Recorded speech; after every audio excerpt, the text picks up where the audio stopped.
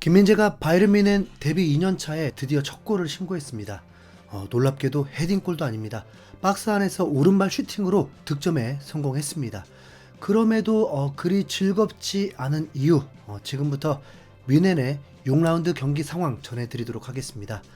바이에른 뮌헨이 주중에 챔피언스리그에서 아스톤빌라에게 무득점과 경기 막판 수비의 안일함과 노이어 골키퍼의 무리한 선택이 결국 패배까지 이어지게 되었고, 이젠 리그에서도 또 원정 경기를 치르게 되었습니다. 상대는 프랑크푸르트. 프랑크푸르트는 유로파 리그도 출전하고 있는데 한국 시간 금요일 새벽에 경기하면서 3대1로 승리했지만 튀르키예 원정까지 다녀와서 뮌헨을 상대하기에는 분명 더 버거운 상황이었습니다. 그들이 희망을 가질 수 있는 건 홈경기라서 팬들의 응원이 도와줄 거고, 또 하나는 어떤 전술을 쓸 것이냐에 달려있죠. 바이에른 뮌헨도 분위기 반전이 꼭 필요했습니다. 너무 잘 나가고 있었다 보니까 아스톤빌라에게 패배한 것이 매우 충격이 컸는데, 골을 넣기 위해 무리하게 라인을 올리고 그럼 뭐예요? 못 넣으면 끝인데.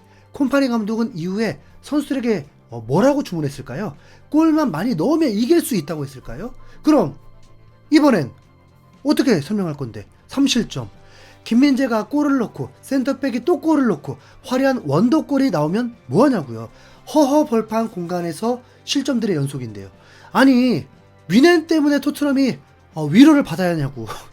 수십억, 수백억을 받는 선수들이 딱 한 가지만 잘하겠냐고요. 라인을 올리기도 하지만 잠시 템포를 조절해서 역습으로 또 다른 상황도 좀 노리고, 상대가 축구 역사상 지구 최강 훈련된 올스타 팀을 상대하는 것도 아닌데, 아니 도대체 왜 도박 같은 경기를 하는 건지 진짜 도통 이해할 수가 없습니다. 경기 내용은 전하지도 않은 상황인데 진짜 분노부터 시작하네요. 콤파니 감독에게 김민재가 전폭적인 신뢰를 받고 준용되면서 이번에도 선발 출전 기회 받은 거 좋습니다. 만족합니다. 현재 정경기 선발 출전에 많은 시간을 소화하고 있는데, 자, 좋다 이겁니다. 근데 거의 동일한 라인업 느낌이라면 이건 좀 다르잖아요. 4일 쉬고 경기한 건데 최강팀 중에 한 팀이라면서 교체 자원이 그렇게 문제가 있는 걸까요? 미세한 변화는 있었습니다. 무시할라는 아예 명단이 제외가 되면서 몰러 형님이 선발 출전을 했습니다. 변화라면 변화예요. 아스톤빌라전에서 기회를 받은 코망이 전술적으로 녹아들지 않았으니까요. 근데 나머지는 거의 동일한 출전입니다. 케인, 그나브리, 올리세, 뮬러, 파블로비치, 키미, 데이비스, 김민재, 우파메카노, 게이루. 콤파니 감독이 처음 지휘봉을 잡았고 아직 10경기도 치르지 않았기 때문에 실험과 도전을 해야 하는 부분도 있을 것입니다. 그 실험과 도전이 자신이 신뢰하는 멤버로 계속 밀어붙이겠다인 듯 합니다. 안 그러면 전술을 수정을 해야 하니까요. 라인을 높게 올렸는데 느려도 너무 느린 선수를 수비에 둘 수는 없잖아요. 공격을 할 때는 양쪽 사이드에서 빠르고 기술 좋은 선수들이 폭격을 하는 것도 그나브리, 올리세를 지지하고 있는 것 같습니다. 그런데 키미, 파블로비치, 이 중앙 미드필더들은 뭔 죄입니까? 정말 위아래를 쉴 새 없이 뛰어야 합니다. 기계는 갑자기 연료가 떨어지면 아예 멈춰버리지만 사람은 진짜 그렇지 않잖아요? 진짜 점점점 줄어갑니다. 컨디션에 따라서 둔해지고 느려지고 달라집니다. 지금 최첨단 과학시대에 그 정도는 분석될 거 아닙니까? 키미와 파블로비치가 계속 선발이라는 건 정말 과부하거든요. 토트넘 경기와 동시에 열렸다 보니까 더 집중하기는 어려웠는데 이거 괜찮은 거야, 그런 심정으로 시청하게 되었습니다. 콤파니 감독이 라인을 엄청 올렸다면 센터백 2명으로는 커버가 불가능합니다. 동료들이 무조건 도와줘야 됩니다. 사고가 터지기 전에 미리 막아야 하거든요. 우파와 김민재가 올라가 있는 게 그들의 잘못이 아니라 감독의 지시였다면 반대로 다른 동료들이 커버할 준비가 되어 있어야 하는데, 이번 경기에서도 무난하게 그런 경기가 될 수 있을까? 자, 김민재가 전반 15분 만에 선제골을 폭발시킵니다. 토트넘은 아직 골이 나오고 있지 않았지만 압도적이었고, 그 사이 김민재가 박스 안에서 발로 골을 넣으면서 너무 행복한 순간이었습니다.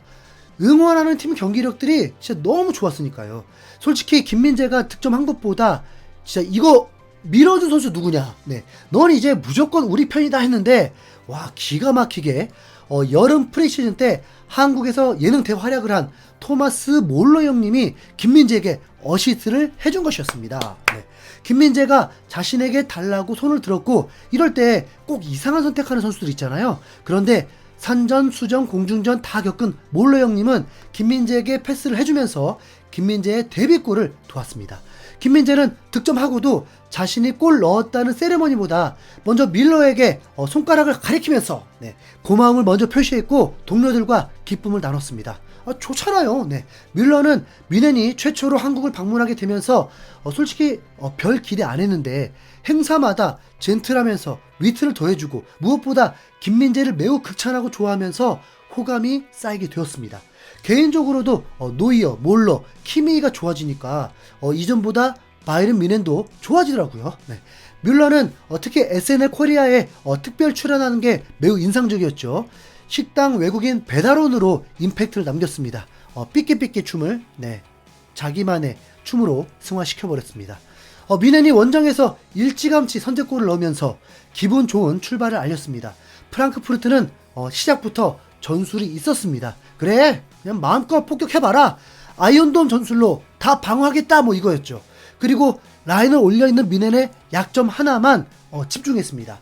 김민재의 데뷔골 기쁨은 잠시였습니다. 미넨은 똑같은 반복적인 공격으로 더 골을 넣으려고 했는데 6분 만에 사고가 터집니다. 김민재가 커트까진 잘 했지만 그 세컨볼을 프랑크푸르트의 소유가 되면서 순식간에 역습을 당했는데 공간이 텅 비어있는 상황에서 3대3이면 무조건 공격이 유리하죠. 이런 빈 공간에서 수비가 해결을 하려면 포백까지도 진짜 김민재 반더벤 같은 선수만 거의 4명이 있어야 가능합니다. 상대 공격수가 손흥민처럼 빠른 선수면 끝나니까요. 전혀 강팀답지 않은 실점으로 동점이 되었는데 이제는 역전까지 당해버립니다. 또 그 실점은 또 비슷한 장면이었습니다. 그 넓은 경기장 3분의 1 거의 7,000평을 어떻게 김민재가 다 혼자 처리합니까? 우파메카노 스피드는 저 공격수를 그냥 따라잡지도 못하고 있습니다. 전반에 우파메카노의 득점까지 동점으로는 따라 붙었는데 이것도 진짜 문제가 심각합니다. 뮌헨이라는 최강팀이 공격수는 골을 못 넣고 있고 김민재, 우파메카노가 골을 넣고 있습니다. 전반전의 기대 득점값은 이미 1.48이 넘었습니다. 오히려 김민재, 우파메카노의 득점은 행운도 필요했죠. 프랑크푸르트는 기대 득점값이 0.34였는데도 오히려 두 골을 넣게 된 것입니다. 뮌헨은 다행히 후반전에 올릿의 멋진 골로 역전을 만들었습니다. 이대로만 끝이 나면 김민재의 데뷔골도 있겠다. 팀도 원정에서 승점 3점을 가져왔겠다. 두 마리 토끼를 다 잡을 수 있었습니다. 그런데 93분에 뮌헨은 또 실점을 하게 됩니다. 사실 축구의 이변은 공은 둥글다에서부터 시작합니다. 우당탕탕 어디로 튈지 모르는 상황에서 행운이 찾아오거나 불운이 찾아오는데 그런 상황 자체를 안 만들려고 전술을 세우는 거잖아요. 그런데 콤파니 감독은 공이 어디로 튈지 모르는 변수는 그냥 제외를 했습니다. 그런 상황에선 별일 없을 거야. 그런데 그런 상황일 때마다 공은 프랑크푸르트 편이었던 거죠. 김민재가 헤딩으로 쳐낸 것이 상대가 더 저돌적으로 나오면서 패스가 연결됐고 느려 터진 다이어는 도저히 쫓아가지도 못하면서 허무한 실점을 내줘버렸습니다. 김민재는 패스 성공률 92%였는데도 경합 상황에서 수비수로서 나쁘지 않은 활약을 했는데도 3실점에 모두 관여되었다 보니까 전문가 평점이 좋지 않았습니다.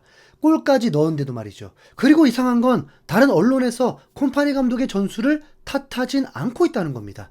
유일하게 바바리안 풋볼워크스는 팔리냐를 왜 벤치에만 두는지 이해할 수 없다는 비판이 있었습니다. 실제로 콤파니 감독은 후반 첫 교체들은 공격수들이었고 90분이 되어서야 라이머, 다이어, 팔리냐 수비 보강면에서 교체를 했는데 오히려 손발이 전혀 안 맞았으니까 실점으로 이어졌습니다. 뮌헨은 아직은 리그 무패를 달리고 있습니다. 프랑크푸르트가 승점 1점 차밖에 안 날 정도로 또 잘 나가고 있었으니까 원정에서 무승부도 결과적으로는 큰일까진 아닙니다. 하지만 수비 라인 정비는 꼭 필요해 보이죠. 홍명보 감독이 김민재도 관리를 좀 해야 할 텐데 진짜 큰일 생기기 전에 진짜 잘 판단해라.